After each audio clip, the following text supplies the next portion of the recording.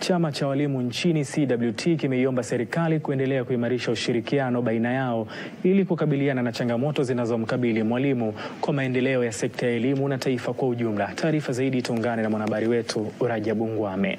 Walimu ndio kundi pekee linaloweza kujenga au kubomoa taifa. Hii ni miongoni mwa nukuu za baba wa taifa Mwalimu Julius Nyerere, ikisisitiza jukumu la msingi katika kuunda mustakabali wa taifa kupitia elimu na maadili. Maono haya Mwalimu Nyerere yanabaki kuwa mwangwi wa namna jamii inavyomtazama mwalimu hata sasa. Na wale ambao wanaona kazi ya walimu sio, ninafikiri wao wajiuliza chimbuko lao ni wapi. Kwa nini ameweza kusoma? Kwa nini amekuwa daktari? Kwa nini afu ndo aone kabisa uzito wa mwalimu uko wapi? Serikali iwatazame hawa walimu ili kuwaboreshea mazingira ya kazi zao na kuwawekea miundombinu mizuri katika namna ya ufundishaji.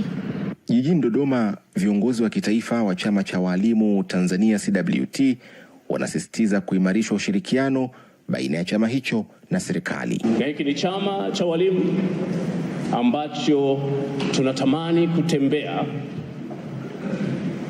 na jamii yetu na hata serikali yetu katika njia iliyo bora ya utulivu, ya mawasiliano mezani, tukubaliane mambo, halafu tukiona kwa dhahiri yanatendeka fine. Hayawezi kutendeka yote kwa wakati mmoja, lakini at least unaweza ukaona hatua moja baada ya nyingine. Kisha yakatajwa manufaa ya semina hii.